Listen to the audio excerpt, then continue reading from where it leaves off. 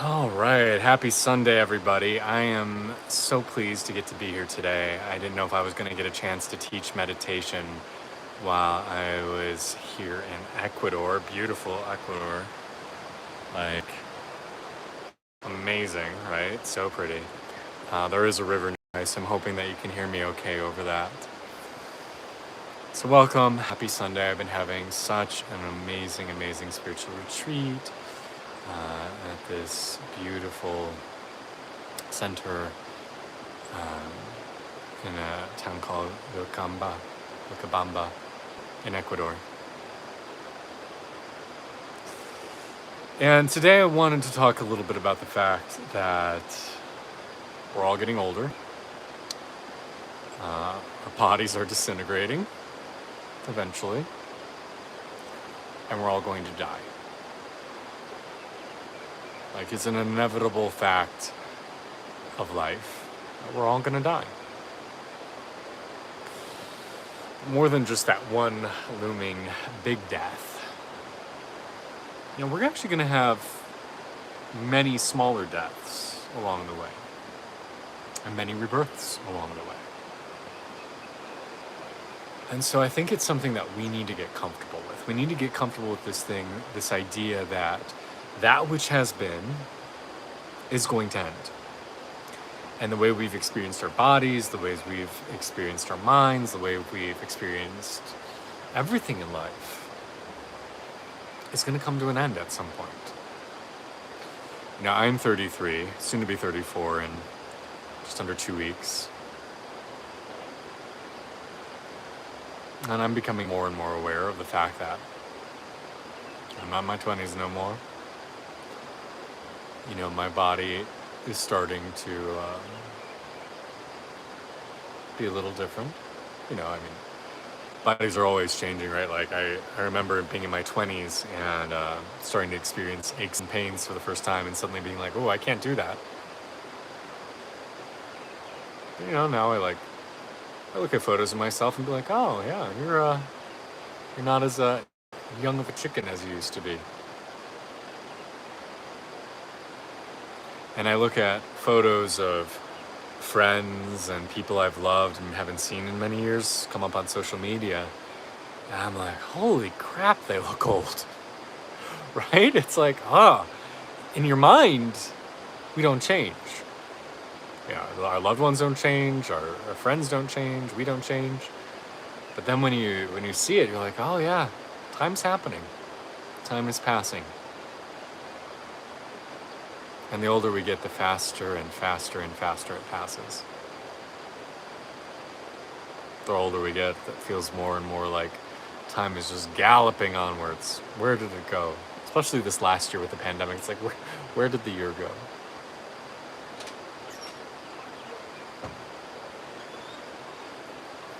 And it's a hard thing to accept. Change in general is hard, but it's hard to accept a type of change that makes us feel diminished. That makes us feel like we are less than we used to be, or that we've lost something.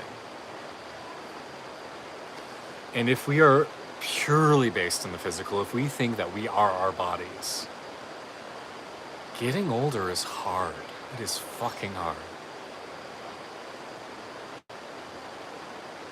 And the people I see struggle most with this are the people who really do think, like, when my body goes, that's the end. Or if I'm not my physical body, then what am I? But the people that I've met who've been tapped into something deeper, who know that they are more than just this bag of flesh that we walk around in, as some say, this beautiful sacred human body, if we realize that we are just more than that, then that idea of our lessening of our physical state should be mirrored by a opening, a blooming of our spiritual state. And the people that I know that are aging well, they say that every decade gets better. Every year gets better.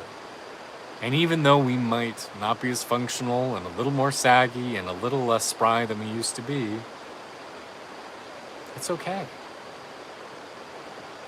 Because we're gaining something deeper, we're gaining something else.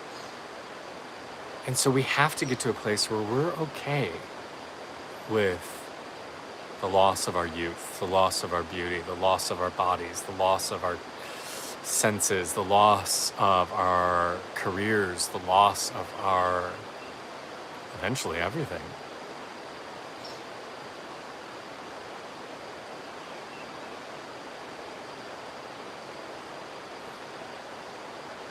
Blind oblivion.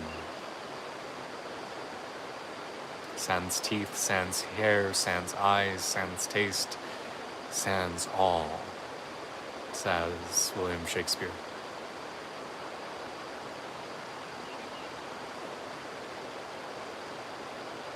And if that's all there is for you, if all there is the purely physical, it's fucking hard. So what do we do about it? We develop a spiritual practice. We come to learn that we are so much more than just our physical selves.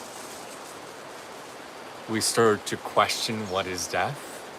We start to sit with those individuals and those teachers and those lineages who have explored what does death mean, what's on the other side of death. We start to flirt with the boundary between this life and whatever comes after.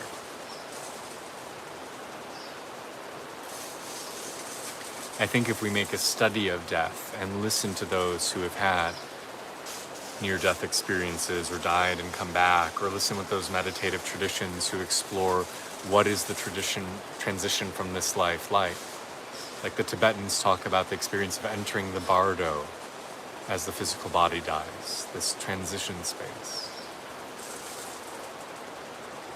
I think if we learn from these individuals, it gives us a tremendous amount of peace to realize this isn't all there is.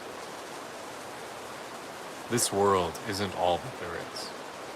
There's so much more out there.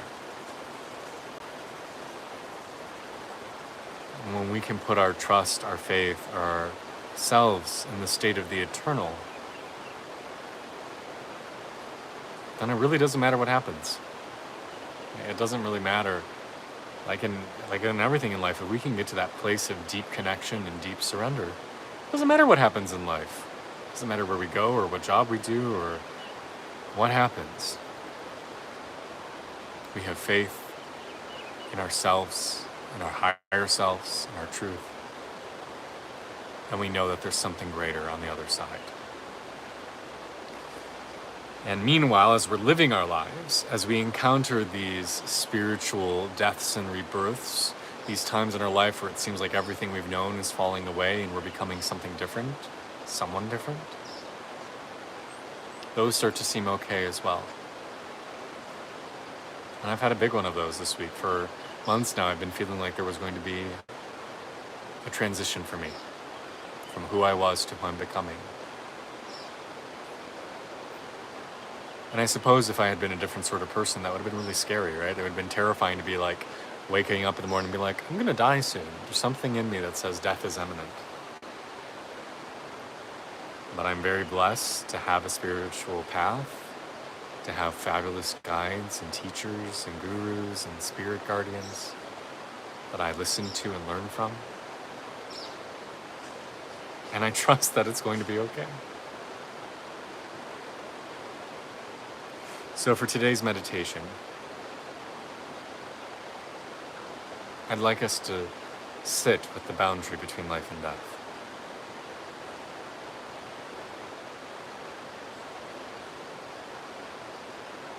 So close your eyes, take a few deep breaths.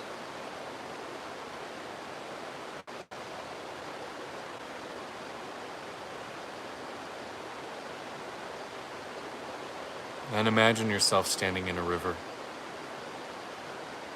The river is shallow but strong. The water is gray and a haze surrounds you.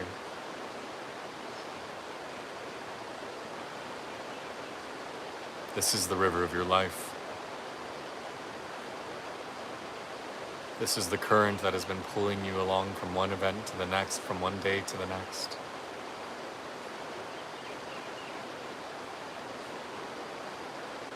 And it's here to guide you onwards.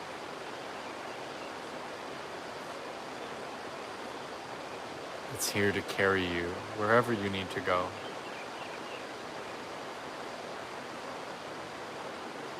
And so as you feel the water pooling on your ankles, start to follow it. Start to flow with the river. Start to move with it. Maybe this river is carrying you to the next events of your life. Maybe this is the river that's here to carry you away from your life and back to your celestial home, back to your inner self.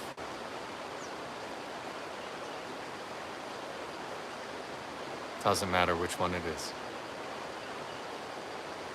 Flow with it. Go with it.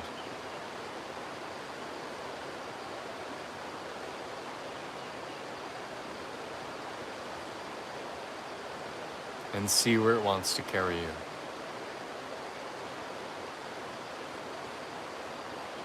If you want to lay down and let the currents float you wherever it's headed, that's fine too.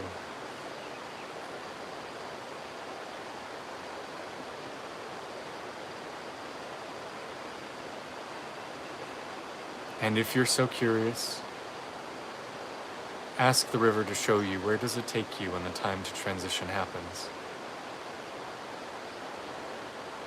When death calls us,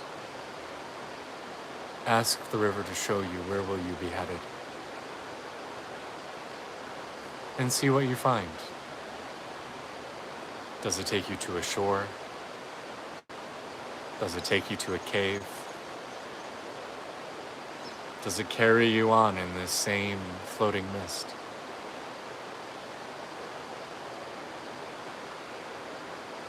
Ask for it to reveal to you the experience of what it feels like to leave your body, to make that final transition. And notice what you feel.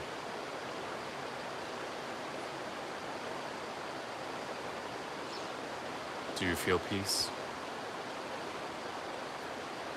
Do you feel joy? Do you feel fear?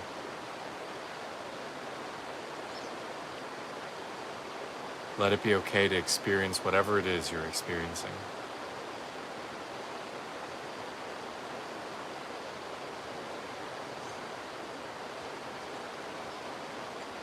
Feel yourself breathing.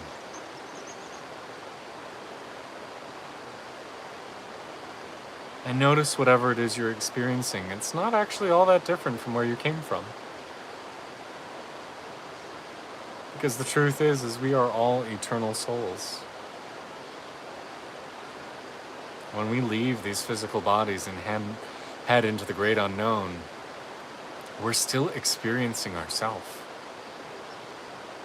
We are not fundamentally changed. Just as we are not our bodies, right? Like we have the same experience of waking up day after day and being like, I feel the same, but my body's changing. It's because you know that you're something so much more than that. And so when it's time to shed this skin, it's not going to feel all that different either. In fact, it's probably going to feel quite familiar if you go with peace. A lot of people don't. A lot of people enter the next stage with blind terror. That's also how they handle life, right? Like how many people go through a spiritual death, a spiritual transition, a life change, screaming and crying and clutching and resisting. But if we just go with where the water leads, it will be peaceful, it will be beautiful, and you'll end up in a better spot. Just like if you flow with life, you'll end up in a better spot. So this is what I wanted to give you today, an experience of maybe taking the first few steps, first few floats into the space beyond life.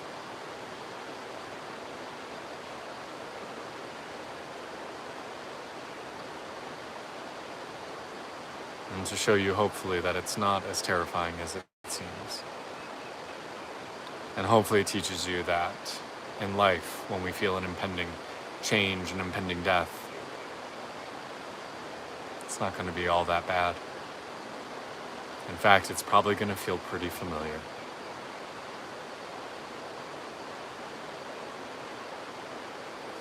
So thank you for taking some time out of your busy life to meditate with me. Since I've been here, I've been thinking that I think the time has come to start doing some in-person retreats and workshops. So I'm going to be kind of announcing that in the next coming weeks. So if that's something that interests you, getting to work together in a group in person, shoot me an email, let me know, sign up for my mailing list on my website, ecstaticself.com, and let me know how your work is going, how things are speaking to you. I hope you have a wonderful day. I'm having a great time here in Ecuador, and sending everyone much love as we all continue on our respective journeys.